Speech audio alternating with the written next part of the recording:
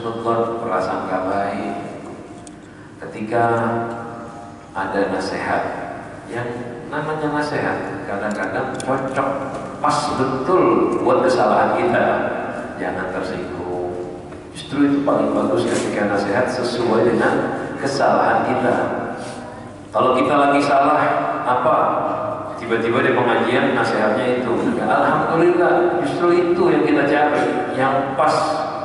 Dan Ustaz gak pernah perhatian dengan satu persatu. Sidin itu gak semuanya tahu kan keadaan yang hadir. Ketika nyampaikan tausiah, pas kebetulan dia, alhamdulillah. Jangan mengira disindir, jangan mengira diapakannya, sangka baik. Dan juga jangan sampai memikirkan orang lain. Ketika nyebutkan satu maksiat, langsung hatinya kotor.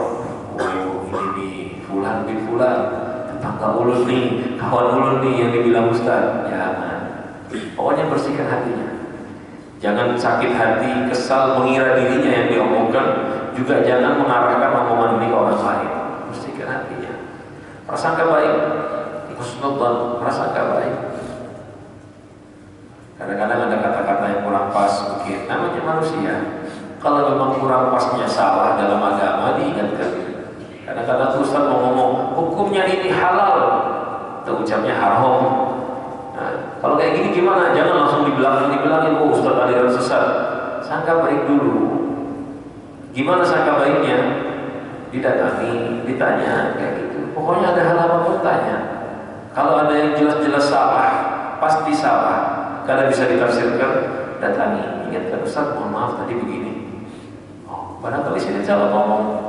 Ketika tausiah kan, barangkali nggak sadar apa terucap hukum atau lupa namanya manusia. Wa i'tiqadul qaul, wa i'tiqadul qauli, dan meyakini omongannya.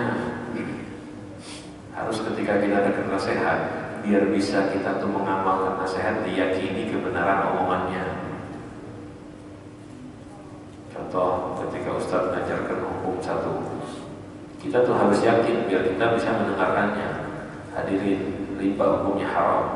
Riba adalah salah satu dosa yang mana Allah mengumumkan perang dengan pelakunya. Kalau kita nggak yakin, biar siapa Ustaz itu? Misal, ada yakin dengan omongannya beliau, nggak mungkin kita amalkan. Kita nggak akan takut dengan ancaman, nggak akan semangat mengerjakan ajarkan, karena kita nggak yakin. Kalau ada omongan apa tuh yang yakin. Cuman karena itu pentingnya kita mencari ustaz yang sahih. Kalau sidinnya salah, kita yakin kan bahaya.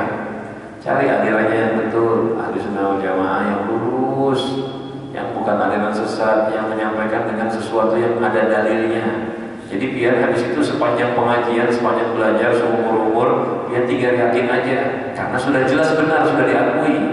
Tapi kalau yang nggak jelas, dia yakin, bahaya. Bahayanya kalau yang diyakini salah. Tapi itu proses sebelum mendengar ya. Sebelum mendengar prosesnya apa? Seleksi. Ada yang Ghazali juga mengajarkan, kita itu sebelum belajar disuruh seleksi. Seleksi apa? Lihat, sampai pilih ustadz yang kayak gimana, yang sekiranya jalurnya benar-benar lurus. Karena ini yang kita jadikan pegangan nanti. Sama mungkin ibaratnya tuh mau menggonceng kendaraan, mau umpat di mobil orang. Lihat dulu sih bisa nggak menyetir. Kalau sini bisa menyetir, tenang biar dia naik, tinggal tidur di mobil, tinggal duduk di belakang kendaraan santai. Kalau sininya nggak bisa, kita gonceng, kecelakaan barang nanti. Nah begitu juga ketika seorang murid, ketika seseorang mau mendengarkan nasihat, dilihat dulu siapa ini yang mendengarkan nasihat. Oh ada ajaran sesat mau berceramah, jangan datang. Kenapa? Soalnya adat kita kalau mendengarkan nasihat itu meyakini. Itu adat kita. Adat kita kalau mendengarkan nasihat meyakini. Kalau kita datang ke orang yang berceramah dengan kesesatan, kita yakini kesesatan tersebut, maka kita akan tersesat. Jadi sebelum mendengarkan dilihat dulu bagaimana ini, siapa ini. Soalnya bahaya sekali ya. Sekali kita dengar kesalahan, kesesatan, terus kita yakini sesatlah kita. Jadi ada ustadz meyakini nasihat, tapi sebelum meyakini nasihat tadi dilihat siapa yang menasihati, sesat atau tidak, kan ibaratnya seperti itu. Wadah aku sukut selalu diam. Ada pendengar itu diam. ketika ada nasihat jangan ngomong sendiri. Bertanya pun kalau mau bertanya kasih isyarat. Atau seandainya di akhir kesempatan ada, di akhir nasihat ada waktu tanya jawab, baru bertanya. Jangan tengah-tengah tausiah langsung permisi Ustaz mau tanya, jangan. Atau ngobrol sendiri atau apakah, jangan. Termasuk ngobrol zaman sekarang itu kirim pesan teks sama aja. Kan sama aja kayak ngomong gitu. Handphone ini bagus biar pakai baca. Ada di kitab ini juga di handphone ada. Tak apa-apa kalau cuma buka handphone bagus-bagus saja. Yang penting isinya buka mendengarkan tausiah, mencatat tausiah pakai handphone. Ada kitabnya di handphone baca, nggak ada masalah. Yang dilarang itu sampai begini ya, melakukan hal-hal yang nggak ada hubungannya dengan pengajian, ngobrol sendiri dan sebagainya. Jamul ham itu ya fokus bahasa kita, mengumpulkan pikiran, fokus. Watarkut tuhmah, dan meninggalkan tuhmah itu tuduhan. Sudah kita bahas tadi dengan husnudzon. Jangan prasangka buruk, berarti jangan menuduh yang macam-macam. Jangan menuduh yang macam-macam. Nuduh ustaz ngomong yang menyakiti hati, bisa nuduh ustaznya nyindir. Jangan, tanya, kalau perlu tanya. Nuduh ustaznya ngomongin orang lain, tanya. Kalau perlu tanya, nggak jelas kita ragu-ragu tanya. Apalagi kadang-kadang ada omongannya ustaz yang seperti tadi saya bilang, kalimatnya membingungkan atau kalimatnya mungkin salah. Jangan menuduh dulu, tanya dulu. Kalau memang salah ya salah. Sini bakal terima kasih biar tegur. Kalau kitanya yang salah paham, alhamdulillah dengan pertanyaan kita jadi baik. Itu ada usahanya. Kita lanjutkan. Selanjutnya ada nasik. Ada orang yang nasik itu ibadah. Ada orang yang mau beribadah, yang ingin punya rutinitas amal yang ibadah. Yang pertama, yakun waktu ma'luman. Waktunya ma'lum diketahui. Ini penting. Biar kalau mempunyai aturan ibadah, diatur jamnya. Bekerja jangan pakai jam kan. Ada waktu masuk, waktu pulang nanti, waktu istirahat. Ibadah itu begitu diatur jamnya yang maklum. Wiritan itu seperti itu. Imam Ghazali sampai menyebutkan barokahnya kita dari waktu itu ketika kita atur dengan benar. Waktu ibadah dari jam sekian sampai jam sekian kerjakan, jangan diganti yang lain. Yu'thir ghairahu. Jangan ithar atas lainnya, jangan mendahulukan ini daripada yang lain, dan jangan menggantikan dengan yang lain. Pokoknya waktunya ngaji ya ngaji, titik. Waktunya zikir ya zikir. Bahkan waktu istirahat ya istirahat. Jangan dikasih pengajian, jangan dikasih zikir. Dengan seperti ini tampak barokahnya waktu, dan kita bakal konsisten rutin. Tapi gini, kalau kita ada waktu kosong diisi belajar, diisi ngaji. Nanti waktunya mengaji, karena kita merasa tadi sudah, sekarang capek waktunya ngaji, akhirnya molor. Misal contoh yang punya rutinitas ngaji habis isya sampai jam 9 malam, misal zuhur sampai asar istirahat. Itu jangan dirubah. Zuhur sampai asar ya istirahat titik. Kalau zuhur sampai asar ya ngaji. Oh, kalau saya lagi semangat ini ngaji, sebetulnya bagus saja. Cuman di satu sisi bahayanya begini. Ketika zuhur sampai asar ngaji, biar selesaikan tugas yang malam, dipercepat kan. Pas malam habis isya, kan harusnya jadwal ngaji nih. Karena tadi siang ngaji kita ngerasa sudah tadi. Besok aja kita ngajinya besok malam. Lobang lah malam ini kita kata ngaji. Walaupun siang udah ngaji, tapi rutinitasnya berubah, istiqomahnya terganggu. Lama-kelamaan kan ada istiqomah lagi malamnya mengaji. Sama kayak ginilah anggap jadwal makan. Yang sarapan jam 7 pagi, makan siang jam 1 siang, makan malam jam 8 malam bisa. Itu kalau dirubah rusak jadwalnya. Entah ditambahin atau dikurangin. Pagi ulun rasa kada lapar, nah nanti dululah makannya jam 9, jam 10. Akhirnya jadwal makan siang harusnya jam 1 berubah juga kan, mundur ke sorean gitu. Pokoknya jam 7 makan, lapar kada lapar makan, kalau nggak lapar ya makan sedikit, kalau lapar makannya banyak. Nanti sewaktunya jam 1 siang atau jam setengah 2 pas tetap makannya. Pokoknya kalau nggak merasa nggak lapar, makannya sedikit. Sekiranya jangan sampai beberapa jam kemudian belum datang waktu siang, biar udah berubah jam makannya. Itu contoh ngatur makan. Jamnya aja perlu diatur. Apalagi wiritan. Kita ini dari dulu sulit istiqomah, sulit sekali. Apalagi contohnya misalnya kayak ngaji Al-Quran, padahal udah jelas zikir paling afdal, kitab suci yang dibawa Nabi Muhammad SAW. Kita ini sampai sekarang sulit. Sebulan sekali hatam Al-Quran, susah. 2 minggu sekali apalagi. Padahal bagusnya orang Muslim itu seminggu sekali hatam Al-Quran. Muslim itu bagus-bagusnya seminggu sekali hatam Al-Quran. Memang paling banyak 3 hari sekali. Paling lambatnya 30 hari sekali ada paling lambat. Tapi kok sulit ya kita rutinitas begitu? Karena kita nggak atur waktu, sehingga nggak barokah waktunya. Diatur jamnya. Orang yang disiplin ngatur waktu itu barokah. Dia bisa melakukan apa saja. Banyak waktunya kalau diatur itu terasa hidupnya keberkahan.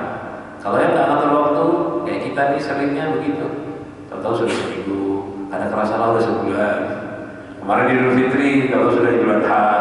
Nah sekarang kemarin Idul Adha, sekarang sudah Muharram. 2 minggu itu waktu yang sangat mahal, nggak terasa, ya meninggal dunia. Habis Lebaran, Ramadan hatamkan Al-Quran, terasa nyaman bulan Ramadan ngaji. Nanti habis Idul Fitri juga mau rutinan hatam Quran tiap bulan. Sampai Ramadan tahun depan, ternyata nggak ada hatam-hatam. Apa sebabnya? Tidak atur waktunya. Wirduhu mafhuman, dan wiridnya dia mafhum. Wirid itu aslinya kalimat bahasa keterjemahan kita tuh rutinitas, itu wirdun. Wirid dalam bahasa Arab ya, wirid rutinitas yang ngatur waktu. Jam sekian rutinitas saya sholat, jam sekian rutinitas saya mengaji, jam sekian rutinitas saya tafakur. Pokoknya wiridan pian apa, rutinitas pian, itu disebut dengan wirid. Cuma kalau di Indonesia kebanyakan dipakai untuk berzikir, ya bahasanya.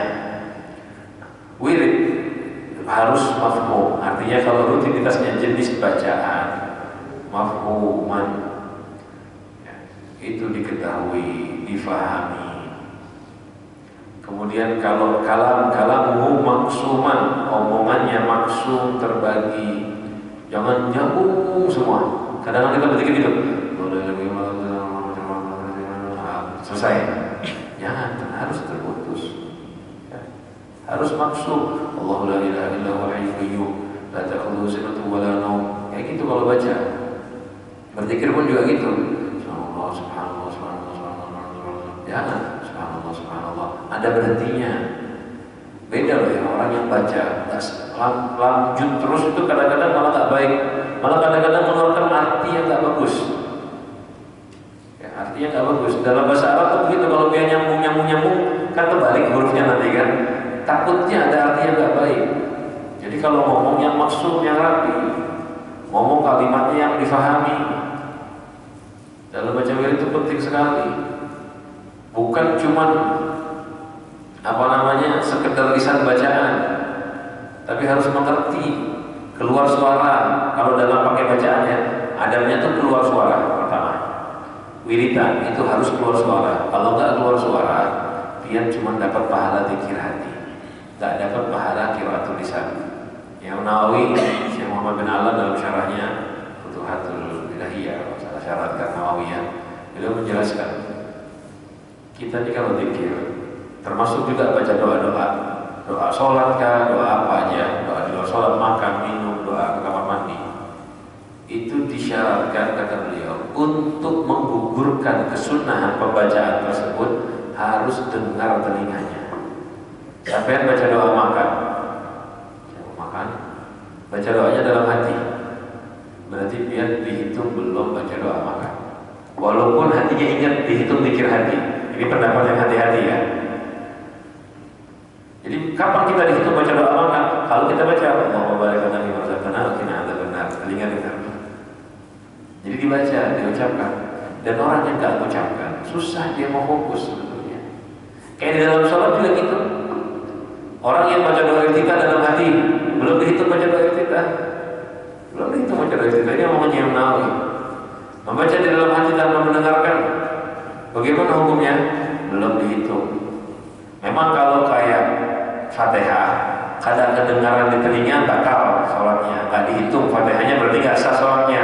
Tapi doa iftitah, tahiyat awal, kunut dalam hati aja, kadang dihitung tapi sah sholatnya, karena itu sunnah. Sampai kunut di hatinya. Kan kayak tadi imam baca doa kunut kita di hati, atau kita imamnya di hati juga diam misalnya. Karena kata oleh itu dalam baca dalam hati ya, dihitung belum baca, tapi sah sholatnya karena itu sunnah. Kalau al-fatihah, tahiyat akhir, rukun qouli dalam hati bacanya nggak sah. Nah begitu kembali ke masa kita tuh begitu diucapkan, syukur-syukur bisa tahu artinya. Malah ada ulama mengatakan pikiran kita itu kurang manfaat atau nggak bermanfaat kata mereka, kecuali kita mengetahui arti globalnya. Arti global itu kita tidak tahu arti kalimatnya satu persatu, tapi dia tahu maknanya apa. Kayak contoh zikir la ilaha illallah. Ditanya, artinya apa? Kada tahu. Misal, ya cuma nggak ada manfaatnya kata mereka. Harus tahu arti la ilaha illallah apa. Minimal la ilaha illallah itu artinya pengesaan kepada Allah. Oh ya, cukup. Tiada Tuhan selain Allah, cukup. Walaupun tidak hafal arti la apa, ilaha apa, la haula wala quwata illa billahil aliyil azim. Artinya apa? Kada tahu kalau menerjemah. Cuma setahu ulun yang maha mampu hanyalah Allah, misalnya. Cukup. Asal ada tahu arti global dapat pahala. Sampai seperti itu ulama mengatakan. Jadi dalam wiridan kalau bisa kita tuh bacanya yang jelas, keluar suara, faham arti, sampai seperti itu. Walaupun arti global. Wadamuhu masjuman, dan dam'un, air matanya menetes. Khususnya ketika ngaji Al-Quran, dianjurkan menangis. Tapi ya kalau yang paham arti dan yang dibaca apa, kita tahu begitu kan. Baca ayat ada nangis. Bahkan kalau kita nggak bisa nangis, dianjurkan sama salaf, tabaka, paksa, buat nangis. Ya kalau ini kayak ngalim benar mau nangis, ya udah dipaksakan, dibuat-buat nangisannya. Gak apa-apa, bagus itu. Asal lagi sendirian lah, jangan di depan orang. Kalau di depan orang ya. Ketika kita ngaji sendiri nih yang saya bahas, ngaji sendiri kok nggak bisa nangis ya, paksakan nangis. Lagi doa, ya Allah, ya Allah, ya Allah. Mata kayak biasa. Ada manusia yang memang nggak biasa nangis, nggak biasa nangis. Paksakan nangis sesekali. Dibuat-buat.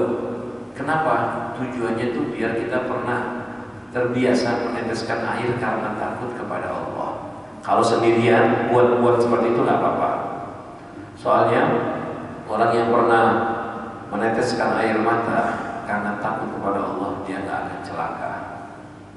Allah nggak akan mengadab, mensiksa orang yang pernah meneteskan air mata karena takut kepada Allah. Allah nggak akan mengadab.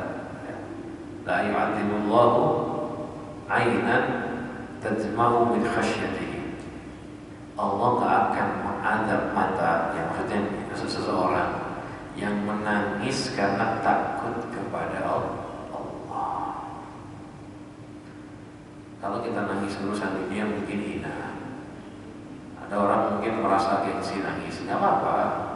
Jangan nangis, jangan cengeng, betul. Tapi kalau urusan dunia, tapi untuk takut kepada Allah, tangisan kita tuh bermanfaat.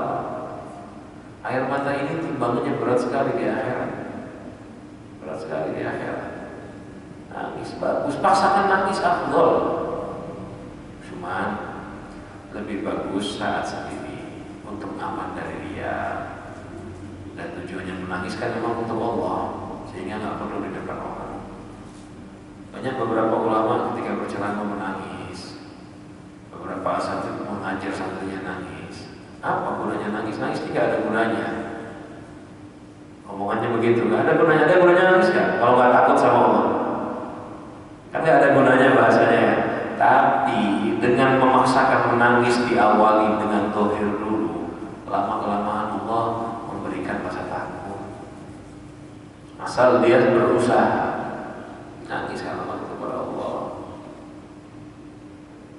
Dan subhanallah ya, ketika nangis itu adalah getaran di hati. Getaran di hati. Memang nggak akan nangis orang, ya nggak akan nangis orang kecuali ada rasa di hati, ada perasaan. Normalnya begitu. Kalau nggak ada perasaan susah manusia menangis. Lain apa namanya yang dibuat-buat lain cerita kan, kalau acting lain. Ini nangis itu susah kecuali memang benar-benar keluar dari hati. Sehingga usahakan ketika zikir menangis, ketika ngaji Al-Quran menangis. Disitulah kita perlunya paham arti biar mudah menangis. Ketika tafakur menangis. Daiman khusyuk, panjang selalu khusyuknya, selalu khusyuk. Semua ini ya selalu harus khusyuk. Semua adab-adab kan begitu harus khusyuk.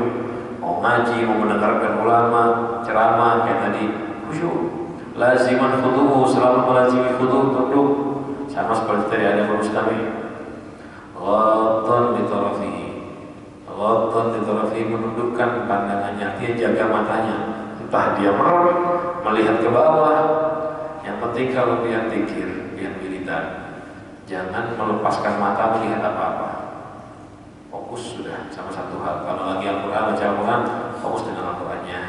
Kayak lagi sholat, fokus dengan tempat sujudnya, jangan melihat kanan kiri. Pandangannya fokus hanya kepada tempat sujud. Pandangan kita tetap dijaga. Kalau memang lagi zikir bisa khusyuk dengan merem, la ilaha illallah, la ilaha illallah. Kalau boleh nggak khusyuk, bagus merem nggak apa-apa, membantu. Kayak di dalam sholat. Sholat kan bagusnya sunnahnya tuh melihat tempat sujud. Bukan merem di sholat sunnahnya. Sunnahnya melihat tempat sujud ketika sholat. Tapi kalau kita, aduh saya kalau melihat melihat tempat sujud, ada bisa khusyuk, bisa ada orang begitu. Sunnahnya sholat bukan mata melihat tempat sujud. Tapi kalau melek nggak bisa khusyuk dia, nggak apa-apa merem untuk orang tersebut. Loh kok bisa? Kan menentang sunnah. Bukan tentang sunnah, dia ngerjakan sunnah yang lebih tinggi, yaitu khusyuk. Kesunahan khusyuk itu lebih tinggi daripada kesunahan melihat tempat sujud, sehingga didahulukan biar khusyuk. Kalau melek gak khusyuk, kalau merem khusyuk.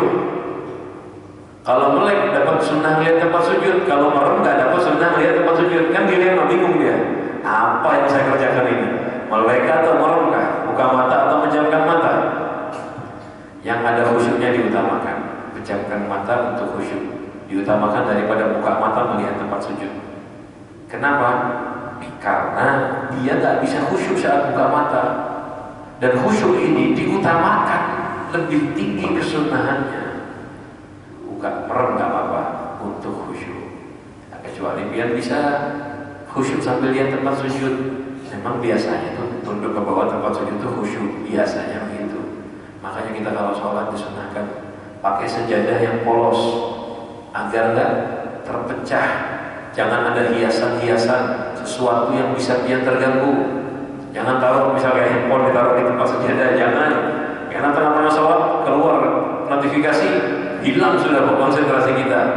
Jadi di tempat sujud, tempat sholat kita tuh kalau bisa fokus, tidak ada apa-apa, polosan agar bisa khusyuk.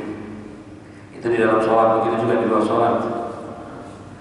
Nah, jadi pandangannya ke bawah. Alqan liqalbihi, berusaha getarkan terus hatinya. Hati kita tuh saat zikir dihadirkan terus, digetarkan terus. Biar takut, biar rindu, biar menangis. Kan melalui menggetarkan hati tadi. Getarkan terus hatinya. Karena inilah tempatnya kita zikir, ingat hati. Mufakiran fi dini, tafakur, pikirkan agamanya. Ibadah itu kan macam-macam ya. Ada yang sholat, puasa, sedekah, termasuk salah satu ibadah dan wiridan yang baik adalah tafakur. Pikirkan agama dia. Pertama melalui tafakur tentang Allah, keagungan Allah, karunia Allah, nikmat Allah, pengetahuan Allah kepada kita. Itu tafakur paling baik. Lalu tafakur lalainya kita, kurangnya ibadahnya kita. Lalu tafakur tentang dunia. Ini manfaatnya bagus ya. Kalau tafakur tentang kekuasaan Allah menimbulkan rasa takut. Tafakur tentang karunia Allah, nikmat Allah menimbulkan rasa cinta. Masing-masing tafakur ada maknanya. Kalau kita tafakur bagaimana nikmat Allah yang diberikan kepada kita begitu banyaknya, timbul cinta. Tafakur fi ilmillah, tafakur bagaimana Allah tahu keadaan kita, menimbulkan rasa malu, menimbulkan rasa malu bagi kita. Allah tahu segala-galanya. tafakur, kelalaian diri kita, lalainya dalam ibadah, kurang ibadah, banyak maksiat, menimbulkan kita takut juga dan semangat untuk beribadah. Kemudian tafakur tentang dunia, termasuk tafakur yang penting itu. Tafakur tentang dunia, bagaimana bahayanya dunia, jeleknya dunia. Yang ada kasih contoh, bagaimana letihnya orang mengejar dunia mati-matian sampai pada puncaknya ternyata dunia tidak kekal. Kan gitu kan. Habis-habisan cari-cari dunia, ternyata dunia tak kekal. Pikirkan akhirat yang sangat mulia dan kekal, didapatkan dengan mudah bagi orang yang taat. Mikir itu, timbul mahabbah akhirat, tidak cinta dunia. Tafakur, muraqiban li waqtihi, perhatikan waktunya. Orang yang beribadah itu harus perhatian waktu, harus tahu. Sekarang misalnya kita kan ada jam sekarang, harus tahu jam-jamnya, diperhatikan detail. Jangan sampai ada waktu terbuang sedikit pun. Ada perkataan para ulama, nanti ahli surga itu, orang-orang yang masuk surga, bahkan masuk surga ini ya, mereka menyesali atas menit-menit saat mereka yang terlewat tidak ada manfaatnya di dunia. Padahal sini udah masuk surga, nyesel, hari ini udah ada setengah jam terbuang melamun, hari ini ada setengah jam terbuang sia-sia. Bukan haram, yang gak ada gunanya. Nyesel. Nyeselnya gimana? Coba saya pakai taat, darajat saya di surga naik. Darajat saya di surga naik tinggi. Dan 1 menit, 2 menit di dunia itu kalau dipakai taat, darajat di surga naiknya tinggi benar. Kita nggak tahu sekarang, tahunya nanti. Contoh misalnya begini hadirin, sampai pegawai 10 jam misalnya satu hari, digaji. Ternyata ya, dari pagi misal dari jam 7 sampai jam 5 sore, ya jam 5 sore 10 jam kan ya. Dari jam 7 sampai jam 5 sore 10 jam. Ada waktu istirahat. Gawiannya ini kita pas bekerja, tugas kita selesai, kan malas langsung kan. Ada waktu kosong biarin, waktu istirahat dibawa buat tidur dan sebagainya. Ternyata pas sore hari dikasih gaji, menit-menit yang kita pakai buat kerja itu ya semuanya dihitung sama bos. Ternyata semuanya digaji dengan harga yang mahal. Mungkin gambaran kita sekarang per menit dikasih 1 juta misalnya. Gambaran kita sekarang per menit dikasih 1 juta. Banyak tidak? Banyak. Nyesel nggak? Kalau tadi, aduh, ulun tadi 2 jam nganggur pas siang hari. Lumayan itu dapat 120 juta kan gitu. Nyesel kata kita. Setelah kita tahu menit-menitnya itu dapat manfaat yang sangat tinggi, kan menyesal. Begitu juga nanti orang yang masuk surga. Ternyata per menit kita dapat pahala yang besar kalau dipakai buat zikir. Per waktu-waktu di dunia itu kalau kita pakai buat ibadah, pahalanya sangat banyak. Nyesellah mereka. Bukan karena kesalahan, tapi kurang dapat derajat yang tinggi. Karena itu kita perlu muraqabah waktu. Ada pepatah ahli dunia, pecinta dunia, waktu adalah uang, kan begitu? Betul itu, untuk yang mau mencari uang.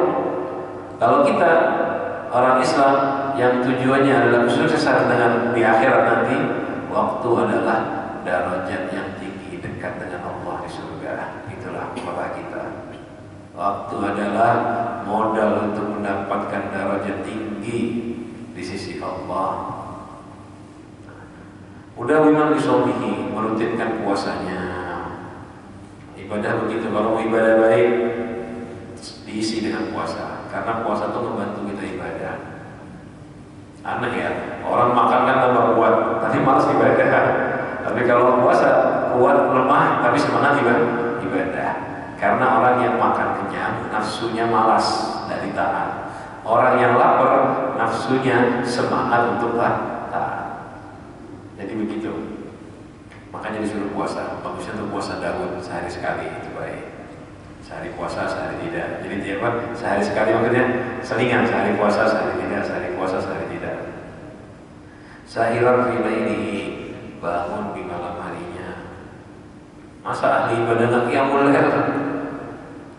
Ada riwayat dari hadis qudsi, kadzaba man idda'a mahabbati wa idza jannahul lailu nama anni. Dusta orang yang ngaku cinta sama aku, ketika malam menyelimuti dia tidur. Dusta yang ngaku mahabbah sama Allah, ngaku ibadah, tapi pas malam gurih ada rukun nggak qiyamul lail. Dusta. Bangun malam hari, minim-minim biar bangun di akhir malam witir. Yang kada pernah bangun malam sama sekali dimulai bangun 3 rakaat witir, mulai itu dulu, jangan banyak-banyak. Yang kada pernah qiyamul lail sama sekali, bangun minimal witir 3 rakaat. Udah terbiasa qiyamul lail, tambahi, itu paling afdal. Dan untuk membantu qiyamul lail, kalau bisa tidur sebelum zuhur, namanya qailulah. Ya. Dalam tidur qailulah itu tidur sebelum zuhur. Antara kalau kita sekarang jam 11, 1 jam sebelum zuhur itu qailulah. Itu tidur yang bantu untuk kita qiyamul lail. Asal qiyamul lail, kalau ada qiyamul lail qailulah sama kayak yang bersahur pada puasa. Sahur aja pada puasa, itu sama kayak orang tidur qailulah tapi tidak qiyamul lail. Mutawarri'an fi maskanihi, waro pada tempat tinggalnya, mutaqallilan fi makrihi wa masyrabihi, sedikit pada makanan dan minumannya. Ahli ibadah itu begitu, warok pada segala hal duniawinya dia, pakaiannya, tempat tinggalnya, makanannya, minumannya, warok, hati-hati. Khususnya makanan dan minuman bukan sekedar hati-hati, tapi mutaqallil, sedikit. Soalnya kalau makanan dan minuman ini, hati-hatinya dengan cara mengurangi. Kalau kita memuaskan, tidak akan bisa hati-hati. Jadi hati-hati. Nanti ada babnya pada bab makan dan minum. Mutawakki'an linuzuli ajalihi, selalu menyangka mengira datangnya ajal. Kalau kita selalu mengira datangnya ajal, itu kita lebih rajin ibadah. Saat sekarang ini misalnya kita takut, jangan-jangan besok saya meninggal, pasti hari ini rajin. Habis hadir jenazah fardu kifayah, habis umpat kubur jenazahnya orang. Normalnya itu biasanya kalau orang Islam punya iman, ikut habis kubur jenazah, boleh rajin, takut, tambah semangat ibadah. Ya walaupun 1-2 hari lupa, ketika lupa kembali malas lagi. Makanya kita harus selalu ingat itu. Mujadiban li corona ini, menjauhi korinnya. Korin itu artinya orang-orang yang sezaman sama dia, kecuali yang taat. Karena banyak teman ngobrol yang gak berguna, ganggu ibadah. Kita tuh kadang-kadang melewat waktu 1-2 jam ngobrol sia-sia gak terasa. Makanya kita tidak perlu banyak duduk dengan orang-orang kecuali yang ngajak ibadah. Takut terbawa waktu sia-sia. Takut terbawa waktu sia-sia. Tarikan di syahwatihi, tinggalkan syahwat. Orang yang nuruti syahwat gak akan bisa ibadah. Lawan syahwat baru bisa ibadah. Proses pertama, langkah pertama ibadah itu melawan syahwat. Sudah bisa melawan syahwat, dia akan mudah ibadah. Tapi saat kita masih digenggam, dikuasai syahwat, tidak akan bisa ibadah. Tinggalkan syahwat. Muhafidhun ala sholawatihi, jaga sholatnya, khususnya itu. Mana ada orang ibadah tapi kada sholat. Dan juga yang dimaksudkan sholat sunnah. Karena sholat sunnah adalah amal badaniyah yang paling afdol. Amal ibadah-ibadah yang paling afdol adalah sunnah. Aliman bi ziyadati halihi wa nuqsanihi. Tinggal 2 ada lagi kita selesaikan. Mengetahui dengan tambah dan kurangnya keadaan dia. Sampai mau jadi ahli ibadah, dia tuh harus punya timbangan, tahu keadaan kita ini sekarang tambah baik atau tambah buruk. Kalau kita nggak tahu keadaan kita gimana, saya ini nggak tahu tambah baik atau tambah buruk, ya gimana mau jadi bagus? Harus mengetahui keadaannya, harus mengetahui keadaan hatinya, keadaan tubuhnya. Wala yahtaju ila ilmi ghairihi ma'a ilmihi bihalihi. Ya, nggak perlu harus diketahui orang lain baru dia tahu dirinya sendiri, keadaan dirinya. Ahli ibadah itu dia harus tahu keadaan dirinya. Jangan nunggu dilihat orang lain. Kalau dia nggak tahu keadaan dirinya, gimana dia bisa jadi baik? Jangan mengandalkan orang atau mendengarkan nasihat mendengarkan komentar orang. Kadang orang tuh komentarnya bagus saja, padahal kitanya kurang baik. Jadi kita tuh harus tahu keadaan diri kita. Orang muji, orang bagaimana, nomor 2, dia harus tahu. Apalagi jadi ustaz biasanya kan dipuji terus sama orang. Harus tahu keadaan dirinya. Orang muji kita, memuji diri kita, menghormati kita. Kalau kita nggak tahu keadaan hati kita, bahaya. Nah ini adab-adab an-nasik, orang yang beribadah. Nanti masih terus kita bahas adab-adab seperti yang sudah kita bahas dulu ya. Sampai nanti adab makan, adab tidur, adab suami istri, semua dijelaskan oleh Imam Ghazali. Tujuannya tidak lain, kita biar bisa jadi orang Islam yang benar, biar bisa jadi orang Islam yang beradab dengan adabnya Nabi kita Muhammad Sallallahu Alaihi Wasallam. Mudah-mudahan adab yang kita baca, kita pelajari, dimudahkan oleh Allah untuk kita amalkan, diberi taufik oleh Allah untuk mengamalkannya dengan ikhlas dan istiqomah. Mudah-mudahan yang kita baca bisa bermanfaat. Ada ini, mohon maaf jika ada salah kata kurangnya. Wassalamualaikum warahmatullahi wabarakatuh.